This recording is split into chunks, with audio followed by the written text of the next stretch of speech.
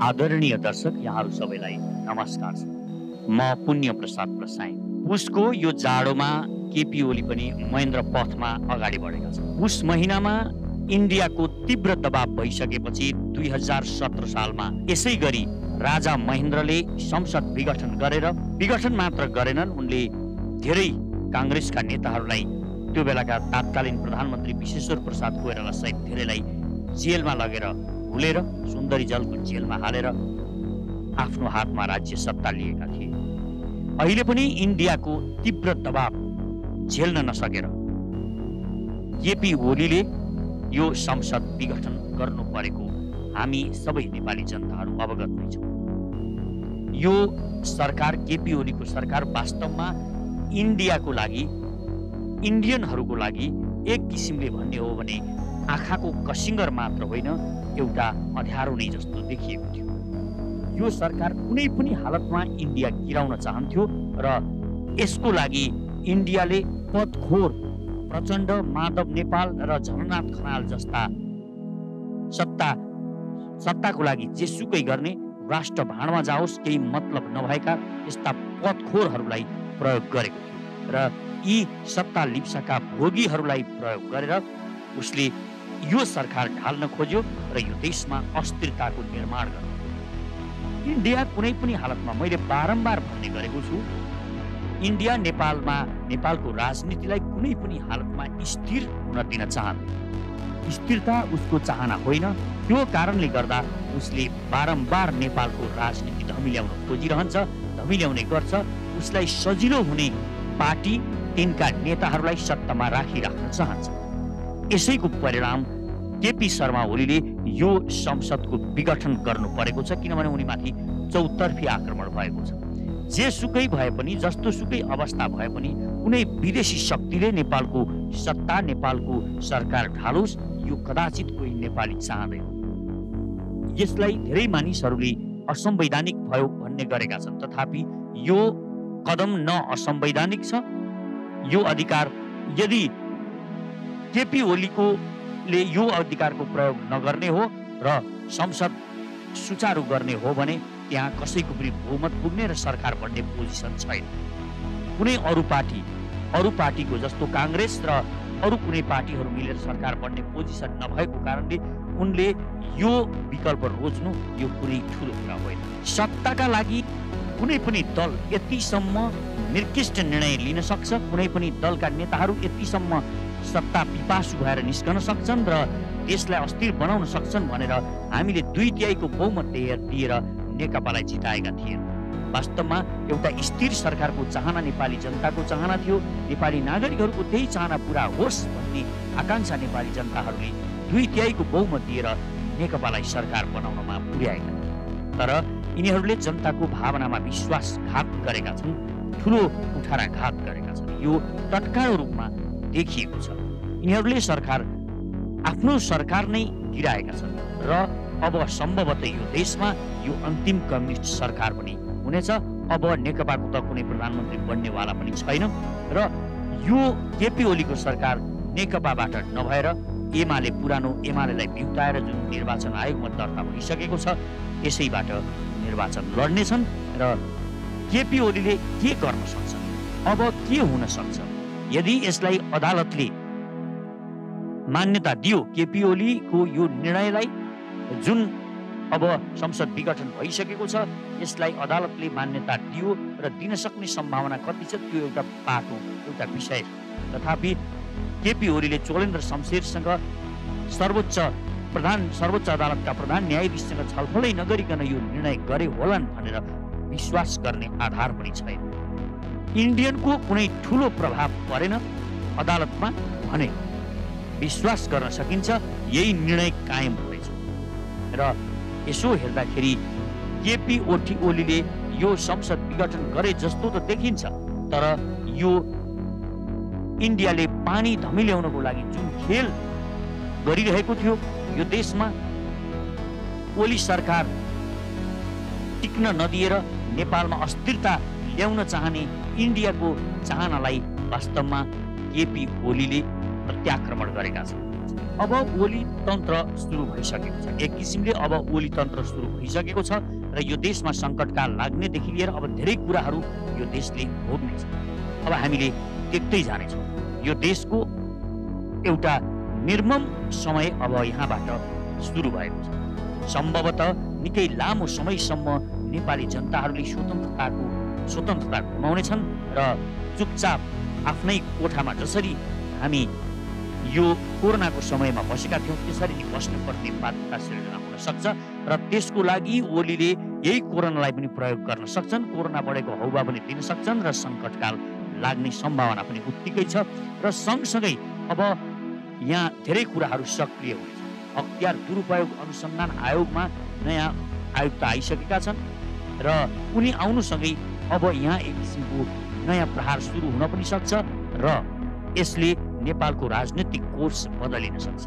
यदि ओलीलाई साँच्ची नै सेनाको पनि साथ मिल्यो, यो देशमा परिवर्तनै गर्नुपर्छ भनेर सेनाले पनि उनलाई साथ दियो र विकास कार्यमा ओली चुनाव जित्नको लागि आउने चुनाव जुन पछि उनले गर्नेछन् यो वैशाख 17 र 27 मा त उनले निर्वाचन गर्ने छैनन् नै, किनभने त्यो बीचमा धेरै वितण्डाहरू यहाँ सडकमा देखिनेछन्। यहाँका पार्टीहरूले धेरै ठुला आन्दोलनहरूको सुरुवात गर्नेछन् र यो सरकारलाई गिराउने र एक किसिमको सुरुवात गरिनेछ। अब ओली तन्त्र सुरु त भएको छ नै, सङ्कटकाल पनि लगाउन सक्छन्। मैले बताइ नै सकेको छु। पार्टीले इच्छा नगरेकाले सबै विरोधमा आएका छन्, तर केपी ओली ढलेपछि के हुन्थ्यो भन्ने कुरा कसैले पनि अनुमान गरेका छैन।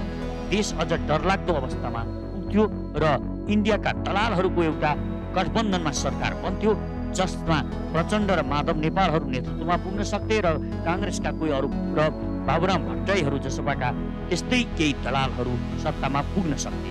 त्यो अस्थिरता झन् त्यो देशको लागि खतरनाक हुन सक्थ्यो र त्यो खतरनाक देशको अवस्था जुन हुन्थ्यो त्यो रोकिएको छ।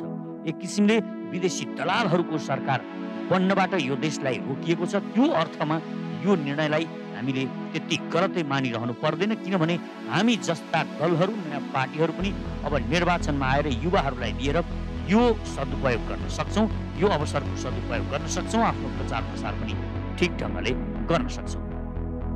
ओलीले आफ्नो सत्ता जोगाउन जे पनि गर्न तम्सी, जसरी प्रचण्ड र माधव नेपालहरू सत्ता प्राप्तिका लागि जे गर्न पनि तयार भए त्यसरी नै ओली पनि जेसुकै गर्न तयार भएका छन्। यो कुरा बुझ्न जरुरी छ। यदि यो पार्टीमा रहेका भए पार्टी फुट्थ्यो र झन् अस्थिरता आउँथ्यो। 6 महिनामा सरकार फेरिरहन्थ्यो, 6 महिना पनि कुनै सरकार नटिक्न सक्थे, 90 दिनमै पनि कुनै सरकारहरू फेरिन सक्थे। यो अवस्था देशमा सिर्जना गरेर एक किसिमको नैराश्यता, देशमा आशाहीन अवस्था सिर्जना गर्ने यो कुटिल चाल इन्डियाले चालिरहेको थियो र यही चाल वास्तवमा बुझिसकेपछि एउटा राष्ट्रवादी शक्तिहरूले मिलेर नै अब यसको प्रत्याक्रमण गर्न पनि जरुरी छ र यही अनुमान गरेर ओलीले सम्भवतः महेन्द्र पदलाई र महेन्द्रको बाटो लिएको हुन सक्छ र अब उनले महेन्द्रले जे गरेका थिए केही विकासका कार्यहरू जुन आफ्नो हातमा सत्ता लिइसकेपछि महेन्द्रले गरेका थिए, अब निर्वाचन पछिको निर्वाचनमा जित्नको लागि ओलीले त्यो किसिमको बाटो अपनाउन पनि सक्छन् र उनले यदि साँच्ची नै उनमा देशको माया छ, देशभक्तिपूर्ण भावना छ, उनी देशमा यो देश र यहाँका नागरिकहरूको चिन्ता गर्छन् भने र भ्रष्टहरूलाई कारबाही सुरु गरेर एउटै सचिवले दीप बस्नेत जस्ताहरूले 40 देखि 50 अरबसम्म खान सक्छन् भने यस्ता 40-50 अरब खाने अरू कति धेरै होला। तिनीहरूबाट यो देशको पैसा निकाल्न सके, त्यो भ्रष्टाचार गरेको पैसा उनले निकाल्न सके भने वास्तवमा उनले इतिहास बनाउन पनि सक्छ। यो अवसर पनि आएको छ वास्तवमा केपी ओलीलाई र अब ओलीको नेतृत्वमा निर्वाचन हुन नदिनको लागि केपी ओली प्रति तीव्र घृणा पनि फैलाइनेछ। उनलाई सडकमा ल्याएर उनको टाउको काट्ने र धेरै किसिमका अराजक नाराहरू लाग्ने नै छन् र यसको परिणाम देशमा ओलीले सङ्कटकाल लगाउनेछन् र यिनको नेतृत्वमा निर्वाचनमा जान प्रचण्ड, माधव नेपाल र बाबुरामहरूले स्वीकार गर्ने छैन र त्यसको एउटा परिणाम के हुन सक्छ भने न्यायाधीश यिनै अहिलेका न्यायाधीश जोलिन शमशेरको अध्यक्षतामा एउटा चुनावी सरकार बनाएर निर्वाचन गराउने माग उठ्न सक्छ। ओलीप्रति फैलाइएको घृणाले जनतालाई पनि यो कुरा सही हो भन्ने लाग्न सक्छ र सडकमा ओलीका विरुद्धमा झन् घनघोर नाराहरू लाग्नेछन् र बिस्तारै ओली गलेर राजीनामा दिए भने चोलेन्द्र शमशेरको अध्यक्षतामा सर्वोच्च अदालतका प्रधान न्यायाधीशको अध्यक्षतामा नयाँ चुनावी सरकारको गठन हुन पनि सक्छ। तथापि यो खेल खेल्ने गरी यति छिटै गल्ने गरी ओलीले यो किसिमको कदम चाले भनेर विश्वास गर्ने आधार छैन। त्यसकारण उनले यो 2 वर्षको सही सदुपयोग गर्न सके भने उनले अर्को चुनाव जित्नको लागि निकै ठुला निर्णयहरू लिनेछन् र उनको टक्कर इन्डियासँग अझ डरलाग्दो गरी पर्नेछ। अब नेपालको इन्डियासँगको सम्बन्ध निकै नै भयावह हुनेछ र सँगसँगै इन्डियाले नेपालमा नाकाबन्दीको स्थिति फेरि पनि सिर्जना गर्न सक्नेछ। यदि केपीले ढिट गरे भने, राजीनामा दिएनन् भने तराईमा इन्डियाले विद्रोहको अवस्था सिर्जना गर्नेछ र 22वटा जिल्लाको स्वतन्त्र एउटा बेग्लै राज्यको माग उठाउन सक्नेछ। त्यस्तै पहाडमा स्वतन्त्र लिम्बुवान राज्यको माग उठ्नेछ भने स्वतन्त्र सुदूरपश्चिम जस्ता नाराहरू पनि घन्काइनेछ र यो इन्डियाले वास्तवमा निकै ठुलो लगानी गरेर यो नारा गर्नेछ र विप्लवलाई पनि उसले बन्दुकको निर्यात गर्न सक्छ र पहाडमा निकै बन्दुकहरू बमहरू पड्किनेछन्। सहर बजारमा एक किसिमको आतंकको वातावरण सिर्जना हुन पनि सक्छ अथवा त्यो बेला देशको हालत अझ जर्जर बनाउने प्रयास इन्डियाले गर्नेछ र यहाँ अस्थिरता एउटा कालो मडारिनेछ, अन्धकार चारैतिर अन्धकार दृष्टिगोचर हुनेछ, हामीलाई एउटा डरलाग्दो अवस्था सिर्जना गरिनेछ।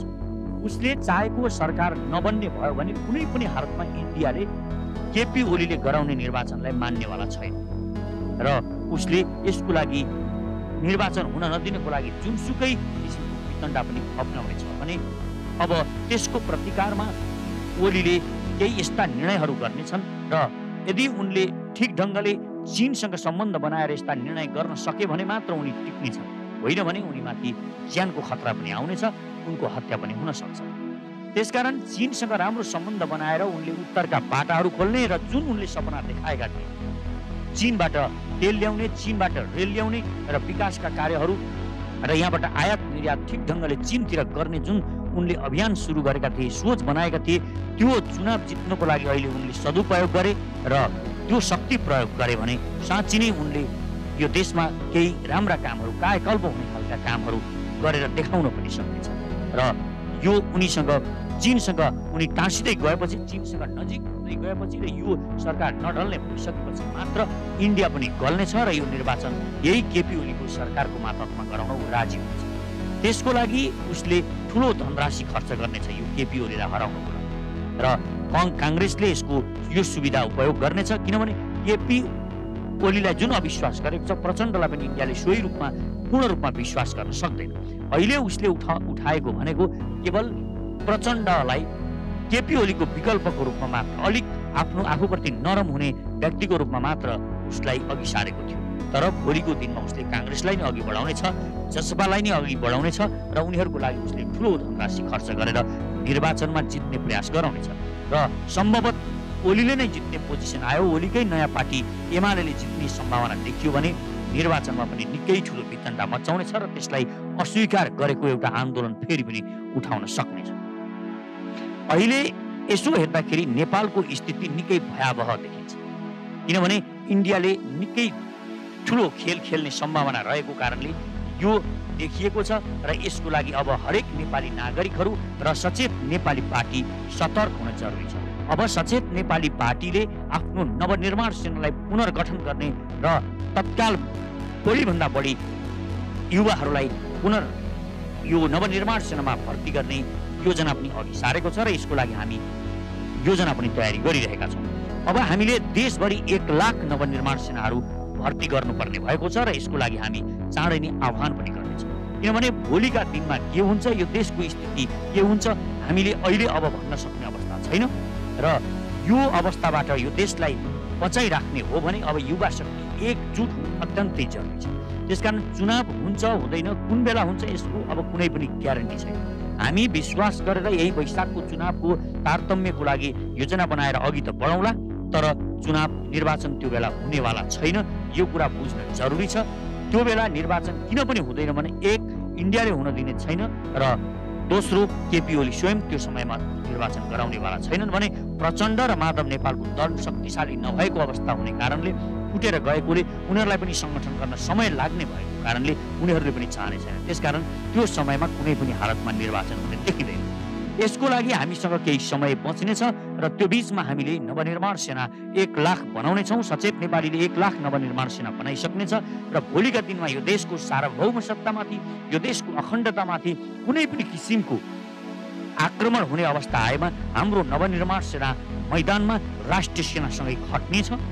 हामी खट्नेछौँ र यो देशको सार्वभौम सत्ता बचाउनेछौँ। यो विश्वासका साथ अब सचेत नेपाली अघि बढ्नु अत्यन्त जरुरी छ र यसको लागि हामीले यो देशको सेनालाई शक्तिशाली बनाउने जुन आह्वान गरेका छौँ त्यसको लागि पनि हामी तयार रहनुपर्छ र कम्तीमा पनि $1 अरब कलेक्सन गर्नु अब हाम्रो दायित्वमा आएको छ र यसले नेपाली सेनाको लागि खतरनाक हतियारहरू, मिसाइल्सहरू किन्नु पनि अब जरुरी छ र यसको अभियान पनि हामीले चाँडै सुरु गर्नु छ।